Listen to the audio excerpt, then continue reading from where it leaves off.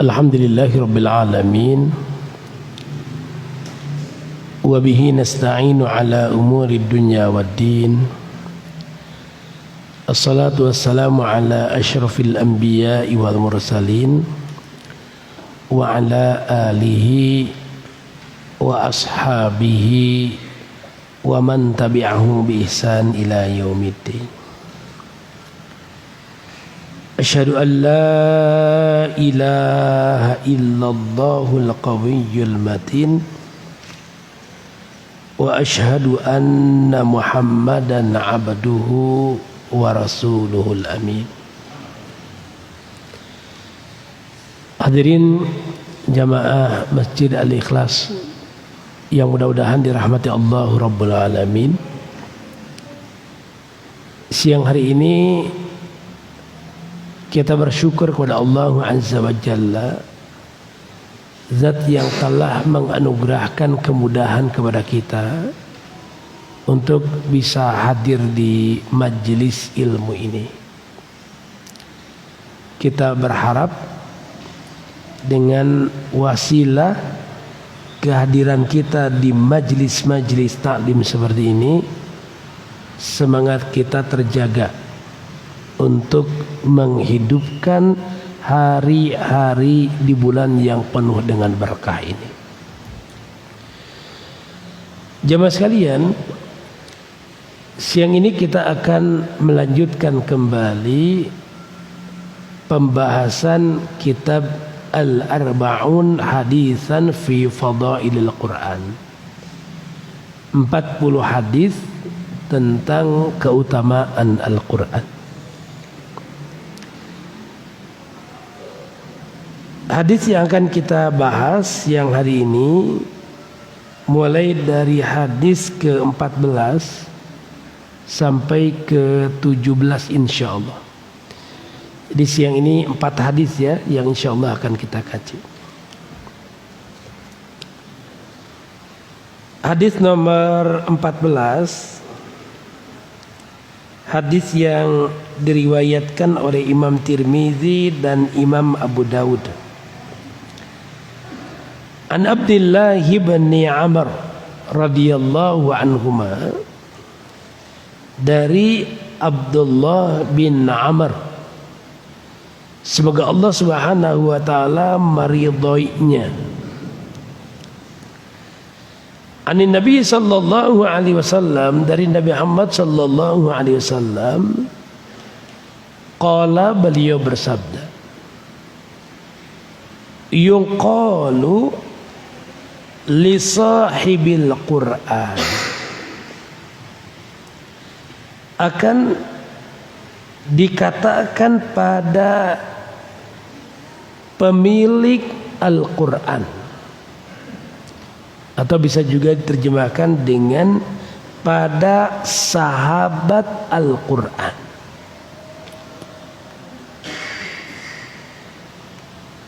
Ini peristiwa di yaumil qiyamah nanti. Pada para sahabat Al-Quranul Karim ini dikatakan iqra wartaqi warattil kama kunta turattilu fid dunya. Bacalah dan naiklah,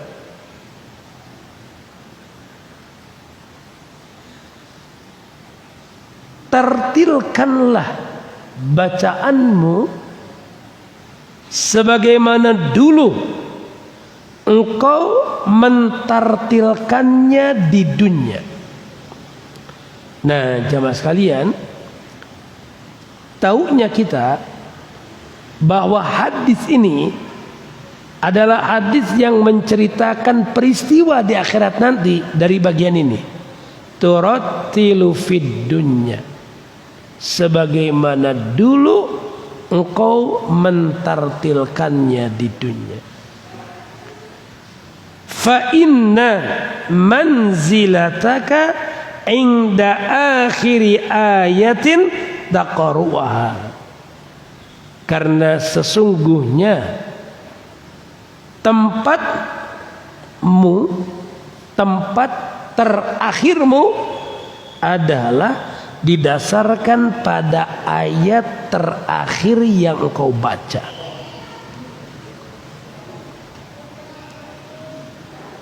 Jamaah sekalian, inilah salah satu di antara keutamaan menghafal Al-Quranul Karim.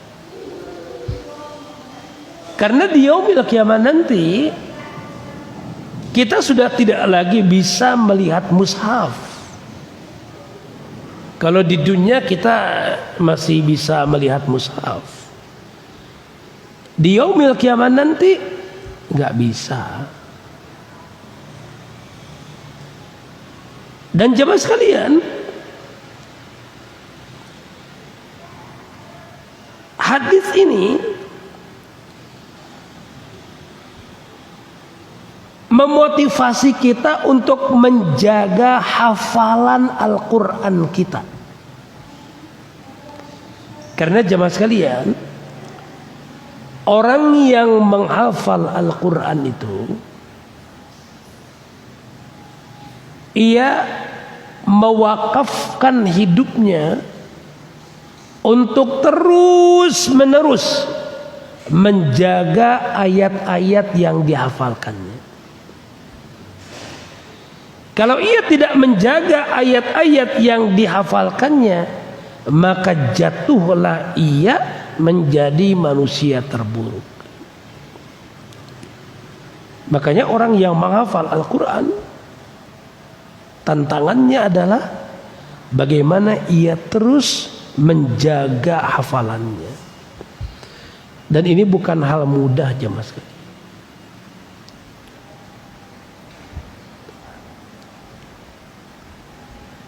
Yang kedua, ayat ini, hadis ini, hadis yang mendorong kita untuk membaca Al-Quran dengan tartil. Tartil itu simpelnya at-tilawah ma'at tajwid. Membaca Al-Quran dengan tajwid. Membaca Al-Quran sesuai dengan aturannya. Dan jemaah sekalian, Allah Subhanahu wa taala berkalam, warattilil Qur'ana tartila. Bacalah Al-Quran itu dengan tartil.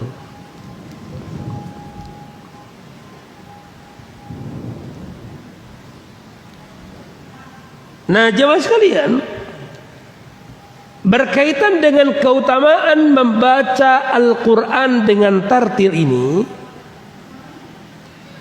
pertama disebutkan dalam kitab Al-Itqan fi Ulumil Quran, wa qira'atu juz'in bitartil afdalu min qira'ati juz'aini fi qadri dzalika zaman bila tartilin. Membaca Al-Quran satu juz dengan tartil itu lebih utama dari membaca 2 juz dengan waktu yang sama tanpa tartil. Makanya jamaah sekalian, perbaiki bacaan kita. Kita ini kalau baca Al-Quran di kamar sendirian itu benar, bukan benar, merasa benar.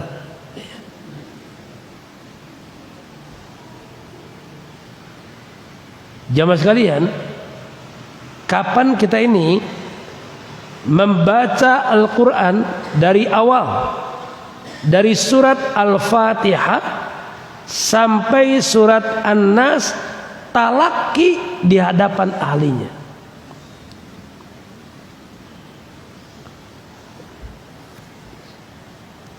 Padahal jamaah sekalian, seperti itulah cara yang dilakukan oleh Rasulullah Sallallahu Alaihi Wasallam. Nah, memperbaiki bacaan kita ya, mempelajari ilmunya. Jamaah sekalian, mengapa banyak orang yang mengalami kesulitan ketika ia ingin memperbaiki bacaannya? Padahal dalam Al-Quranul Karim disebutkan walaqad yassarnal Qur'an lidzikri fahal mim muddakir, dan sungguh kami telah memudahkan Al-Quran itu untuk diingat, maka siapa yang mau mengambil pelajaran darinya. Tapi kenyataannya ternyata memperbaiki bacaan saja susah. Baru bilang isti'adzah a'udzubillah saja sudah salah. Katanya mudah tapi susah. Jamaah sekalian, masalahnya begini Pak. Kalau diibaratkan seperti bangun rumah itu ada ngebangun dari nol, ada renov Pak. Ya? Ada renovasi, ada bangun dari nol. Membangun rumah dari nol itu lebih mudah dibandingkan dengan renovasi. Mengajarkan makhraj pada anak-anak nih, itu mengajarkan makhraj pada mereka relatif lebih mudah. Ketika kepada mereka diajari bagaimana mengucapkan huruf fa, ya, huruf ba, huruf ja, jim. Ketika mengajarkan itu pada mereka itu relatif lebih mudah. Mengapa? Membangun. Tapi kalau pada orang tua susah. Kenapa? Renov. Sudah biasa salah, Pak. Kesalahan yang sudah bertahun-tahun jemaah sekalian. Apalagi jamaah sekalian, itu waktu dikoreksi itu nggak semua orang nerima Pak. Ada yang ini anak muda nih nyalahin terus. Ini saya belajar dari guru gaji di kampung, dia pesantrennya lama, masa salah? Susah jamaah sekalian. Jadi kalau kita renov ya, makanya susah. Jadi renov mah kudu dikakat heula jamaah sekalian. Dibabad heula sarana teh. Ya, geus dibabad sarana baru dibangun nih bagaimana bacaan yang benar. Nah, ngakatna eta nu saya teh, Pak. Ada yang nolak dengan anggapan masa saya salah. Yang kedua gengsi jamaah sekalian. Keur mah teu sabar deh, Pak. Geningan hese-nya ngaji teh.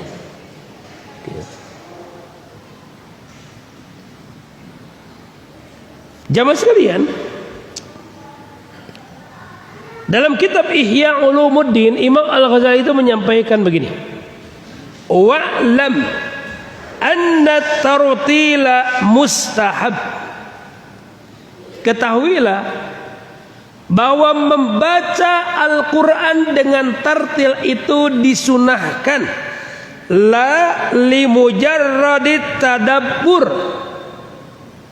tidak hanya sekedar tadabbur. Ada orang yang gini, maca Quran di alus-alus ait tengarti eusina mah jiga monyet ngagugulung kalapa cenah. Gitu banyak.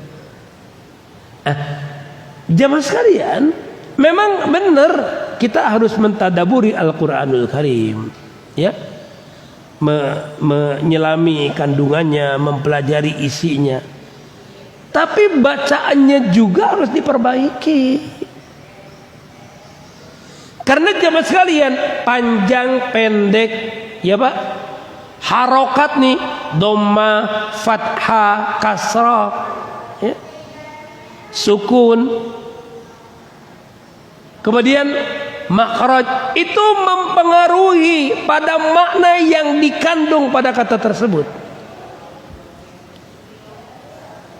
Bahkan jamaah sekalian, di kalangan para fuqaha, mereka terjadi beda pendapat. Salah satu di antaranya sebab ini, Bedanya cara baca jamaah sekalian. Saya ingin ambil contoh ya di ayat tentang wudu. Ya. Idza qumtum ila shalah faghsilu wujuhakum wa aydiyakum ilal marafiq wamsahu biru'usikum wa arjulakum ilal ka'bain. Kalau di mushaf Utsmani bacanya wa arjulakum ilal ka'bain. Tapi dalam riwayat yang lain wa arjulikum ilal ka'bain. Itu mempengaruhi hukum. Kalau dibaca wa arjulakum, maka pada kaki dibasuh, bukan diusap. Balik lagi ke awal, fagsilu wujuhakum wa aydiyakum ilal marafiq. Tapi kalau dibaca wa arjulikum, maka diatafkannya pada kepala, pada ru'us, sehingga untuk kaki diusap. Beda. Jamaah sekalian, contoh. Makanya perbaiki bacaan kita.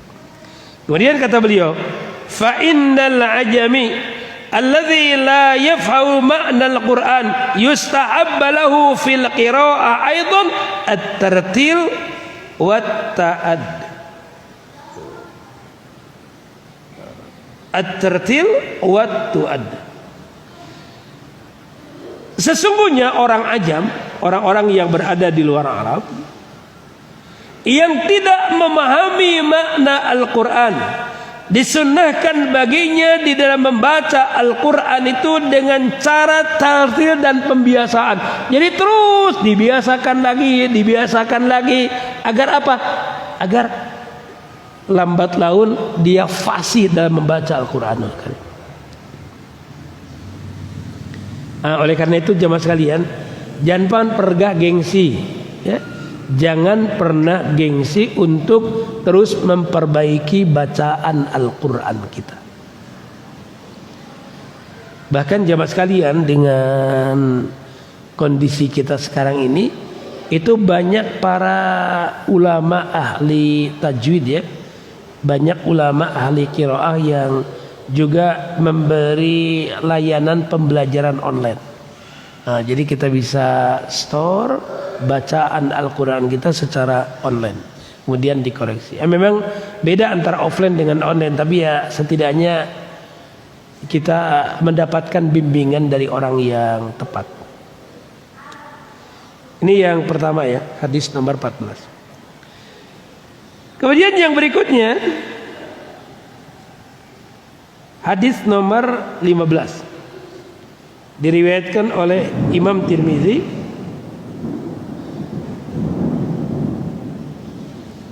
kemudian oleh Ad-Darimi dan Imam Al-Baihaqi.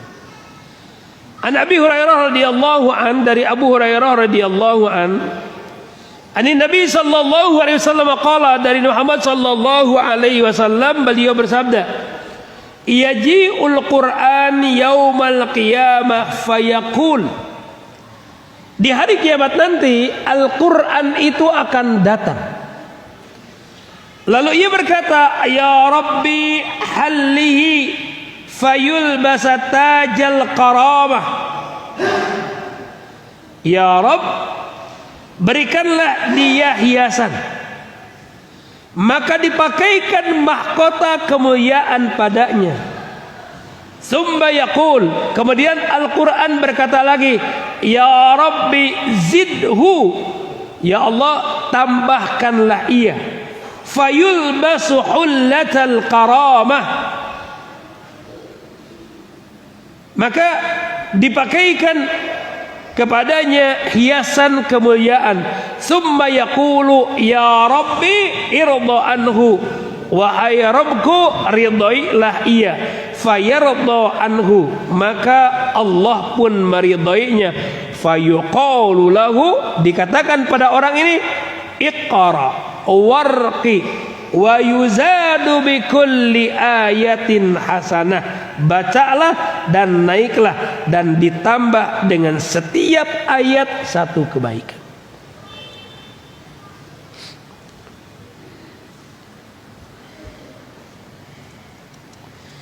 Jamaah sekalian,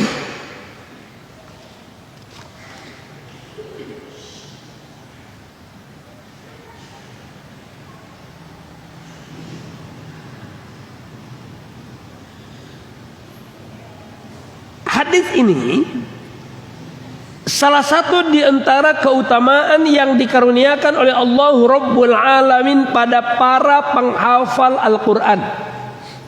Mereka diberikan tajul karamah, mereka diberikan mahkota kemuliaan. Dan jemaah sekalian, dalam riwayat yang lain, tajul karamah ini bukan hanya sekedar diberikan kepada mereka, tapi juga kepada orang tua mereka.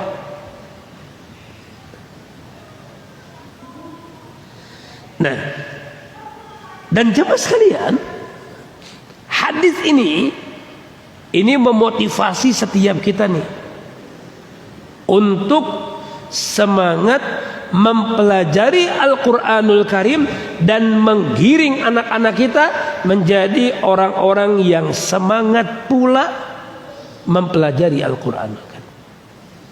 Makanya Ibnu Abdul Bar rahimahullah ta'ala mengatakan, talabul ilmi darajatun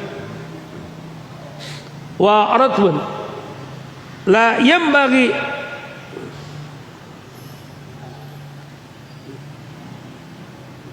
ta'addubuha wa man ta'addaha jumlatan faqad ta'adda sabila salaf rahimahullah. Fa awwalul ilmi hifdzu kitabillahi azza wa jalla wa tafahhumu. Menuntut ilmu itu ada tahapan dan tingkatan yang harus dilalui. Barang siapa yang melaluinya, maka dia telah menempuh jalan salaf rahimahullah ta'ala. Dan ilmu yang pertama kali dipelajari itu siogianya adalah hifdzu kitabullah azza wa jalla wa tafahumuhu, yaitu menghafal Al-Quranul Karim dan memahaminya. Makanya jamaah sekalian, mengapa kita dapati para ulama itu mereka dari dulu, para ulama salaf itu mereka menggiring anak-anaknya itu hafal Quran itu sejak dini. Jamaah sekalian, makanya kalau di Timur Tengah itu anak usia 5 tahun, ya 6 tahun, banyak yang hafal Quran. Di Indonesia juga sama aja mas sekalian. Di Kudus ya, yang termasuk daerah banyak para penghafal Al-Quran itu. Di Kudus itu katanya anak-anak yang usia 7 tahun yang hafal Al-Quran itu banyak. Mengapa ya? Karena menghafal Al-Quran itu basic. Basic. Jadi bukan puncak, basic ya. Jadi orang yang hafal Al-Quran bukan berarti dia sudah berada di puncak ilmu. Enggak jamaah sekalian, itu justru baru dasarnya itu. Jadi kalau orang sudah hafal Quran kan ketika dia belajar berbagai disiplin ilmu itu, ya ayat-ayatnya sudah ada di sini gitu. Ya. Jadi ayat-ayat tentang ya sudah hafal gitu. Sehingga ya pencariannya pun enggak sesusah orang yang belum hafal. Saya itu kalau dengan anak-anak santri ya, kemudian saya sampaikan satu itu, kemudian coba ini ada di ayat berapa. Nah bagi anak-anak yang sudah hafal itu gampang gitu.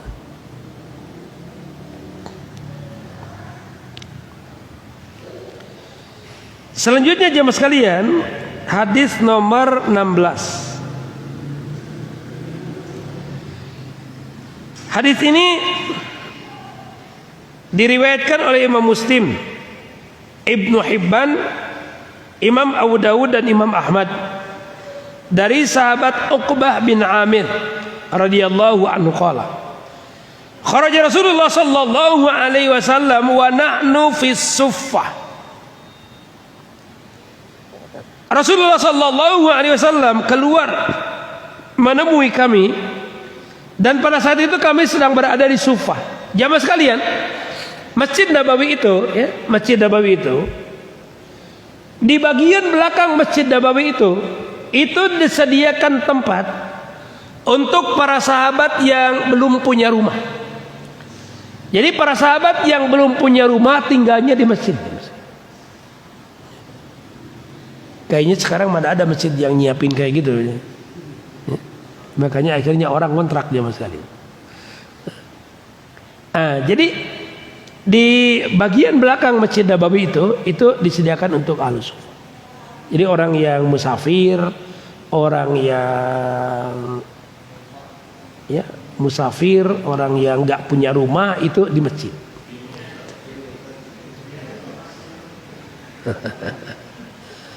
Tapi ada satu masjid di mana jamaah sekalian ya? Ada satu masjid yang secara sengaja di masjid itu disiapkan itunya, disiapkan kasurnya, disiapkan selimutnya. Jadi bagi musafir tidak usah nyari penginapan, silakan datang ke sini, sholat di sini. Wah, luar biasa ini. Memang banyak terobosan yang dilakukan oleh saudara-saudara kita. Ada masjid yang nyiapin makan gitu banyak, sehari 3 kali. Ya. Banyak ragamnya. Ya nanti Al-Ikhlas nyari celah lain lah apa yang sesuatu yang baru. Gitu. Nah jamaah sekalian, faqala, lalu Rasulullah sallallahu alaihi wasallam berkata, ayyukum yuhibbu ayyaghduwa kulla yawmin buthan awil aqiq fayati minhu binaqataini kaumawaini fi ghairi ismin billah wala qat'i rahimin. Kata Nabi, siapakah dari kalian yang suka pergi pada waktu pagi setiap hari ke pasar Buthan, ke Akik, lalu mendapatkan 2 unta bunting tanpa melakukan dosa kepada Allah dan memutus silaturahim. Ini laba bersih, setiap hari dapat 2 ekor unta. Siapa yang gak mau? Ini kan hadis yang semakna dengan hadis nomor 11 ya. Wah, tentu para sahabat Rasulullah sallallahu alaihi wasallam berkata, "Ya Rasulullah, kulluna nuhibbu dzalik." Ya Rasulullah, setiap kami menginginkan itu. Dan memang jamaah sekalian, para sahabat Rasulullah sallallahu alaihi wasallam itu mereka memiliki etos kerja yang tinggi jemaah. Para sahabat itu kaya-kaya, tapi mereka jadikan kekayaannya itu untuk meraih kesuksesan di akhirat nanti. Makanya mereka berinfak, mereka bersedekah, mereka keluarkan zakat.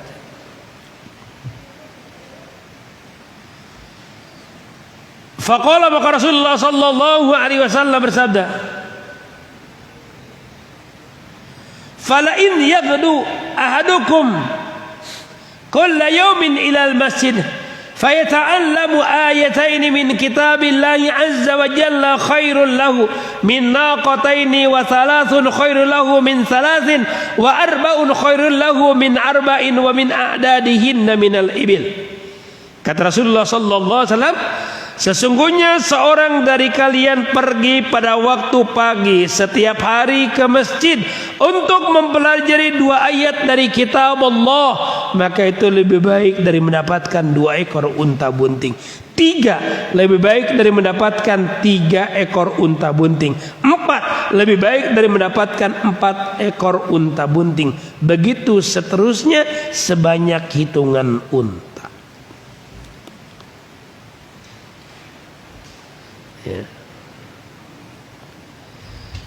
Nah, tapi di sini disebutkan fayata'allamu ayataini min kitabillah. Berarti bukan hanya sekedar baca ya, bukan hanya sekedar baca, tapi dipelajari, dikaji.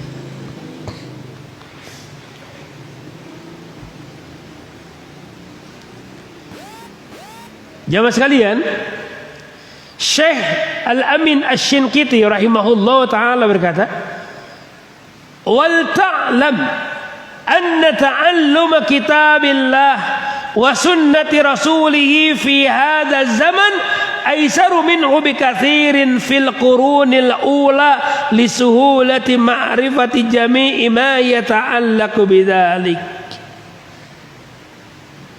Kata Syekh Amin Asy-Syinkiti, bagi kita nih mempelajari kitab Allah, mempelajari sunnah Rasulullah sallallahu alaihi wasallam di masa sekarang ini jauh lebih mudah dibandingkan dengan masa-masa permulaan Islam. Dari berbagai sisi, jemaah sekalian. Pertama, di masa Rasulullah sallallahu alaihi wasallam Al-Qur'an itu belum dibukukan. Al-Quran belum dihimpun, wahyu masih terus turun. Sehingga jemaah sekalian, para sahabat Rasulullah sallallahu alaihi wasallam yang hendak menghafalkan Al-Quran, mereka nunggu datangnya wahyu. Belum lagi jemaah sekalian, tidak semua mereka dengar tentang itu, maka mereka pun menghubungi sahabat-sahabat yang lainnya. Hadis belum terkumpul jemaah sekalian.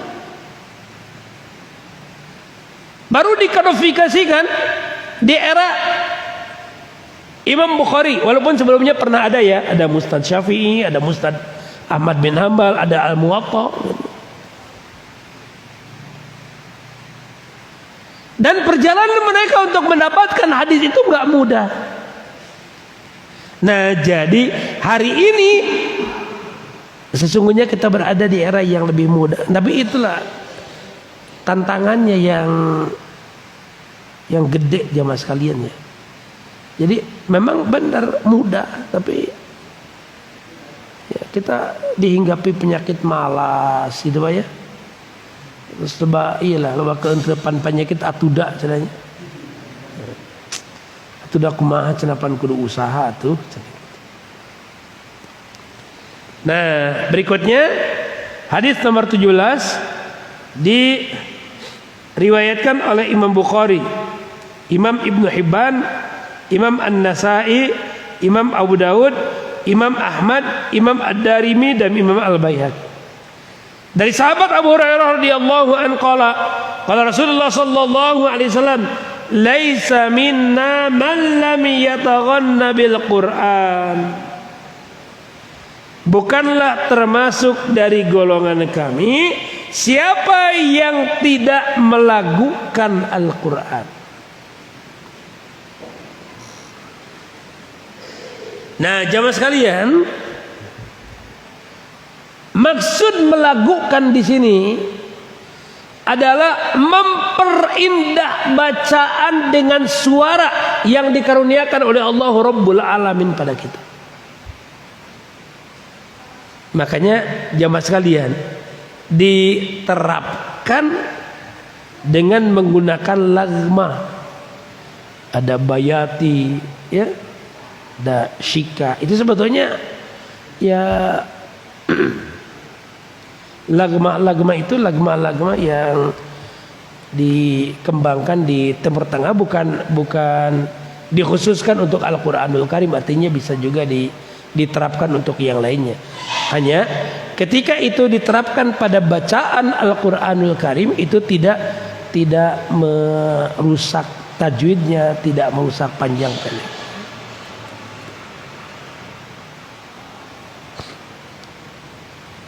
Bagaimana kalau membaca Al-Quran itu dengan lagam Jawa misalnya jamaah sekalian?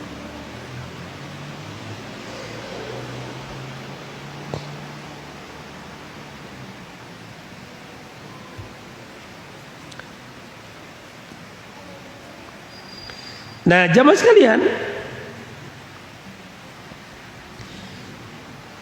Imam Nawawi rahimahullah ta'ala mengatakan, qala jumhurul ulama'i ma'na lam yataghayyana. Mayoritas ulama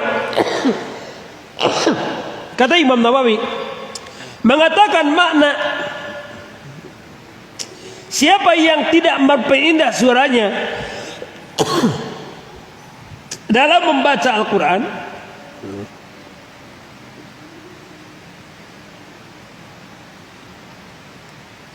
Maksudnya lam yuhsin sautahu, tidak memperbagus bacaannya. Qala ulama rahimahullah fayustahabbu tahsinas saut.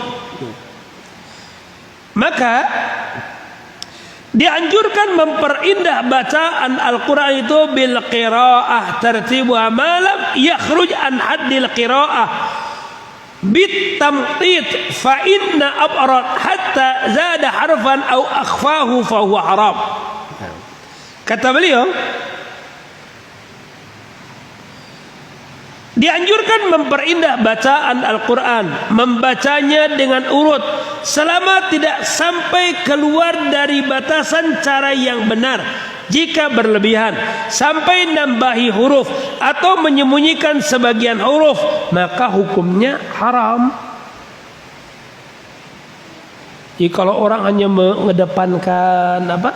mengedepankan keindahan suaranya, tapi ditabrak hukum-hukumnya, tidak boleh, itu haram. Ya, tidak boleh. Nah, makanya kalau misalnya pertanyaan, boleh nggak pakai lagma Jawa, ya tinggal ditelusuri aja jamaah sekalian.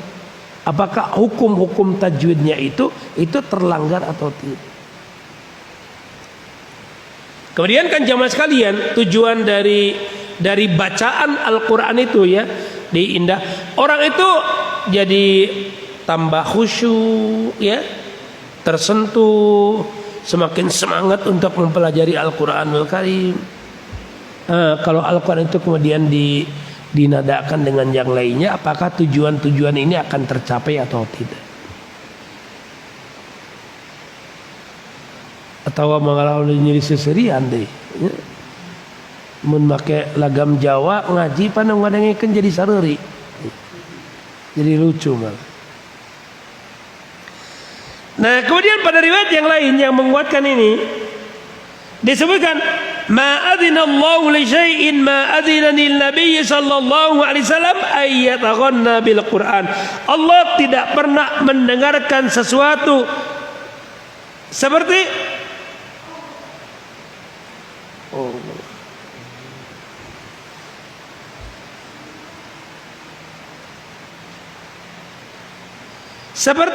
mendengarkan Nabi yang indah suaranya melantunkan Al-Quran dan mengeraskan.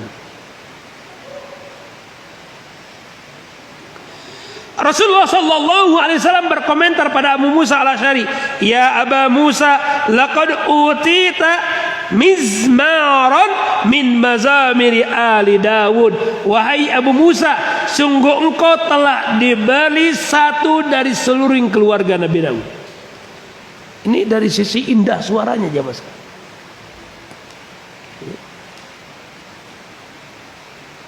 Jadi memperbagus bacaan ya.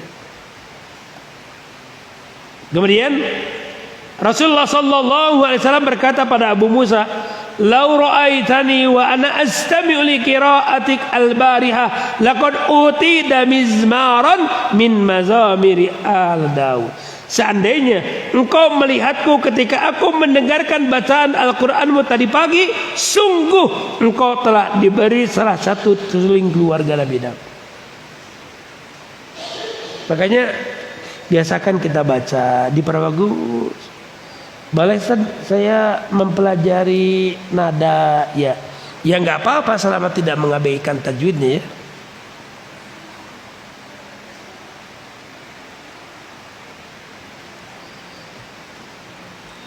Nah, jamaah sekalian, pada hadis yang diriwayatkan oleh Bukhari dan Muslim dari Ibnu Azib, ia berkata, "Sami'tu Nabiy sallallahu alaihi wasallam yaqra'u wat-tini waz-zaitun fil 'isya, wa ma sami'tu ahadan ahsana sautan minhu aw qira'ah." Aku mendengar Rasulullah sallallahu alaihi wasallam membaca dalam salat Isya surah At-Tin dan surah At-Tin, maksudnya surah Wat-Tini waz-Zaitun. Maka aku belum pernah mendengar suara yang paling indah daripadanya beliau, atau yang paling bagus bacaannya dibandingkan dengan beliau. Jadi Nabi juga indah suaranya jemaah sekalian. Hanya ya seperti apa kan nggak ada rekamannya jemaah sekalian. Nah, tapi jamaah sekalian, ya intinya adalah kita dianjurkan untuk memperbagus bacaan Al-Quran kita. Memperbagus bacaan Al-Quran kita. Jamaah sekalian, ini yang saya sampaikan pada siang hari ini, mudah-mudahan bermanfaat. Insyaallah besok kita lanjutkan kembali ya di hadis-hadis berikutnya dalam kitab Al-Arba'un Hadisan fi Thalabil Ilm. Demikian, subhanakallah bihamdika asyhadu an la ilaha illa anta astaghfiruka wa atubu ilaik walhamdulillahirabbil alamin. Assalamualaikum warahmatullahi wabarakatuh.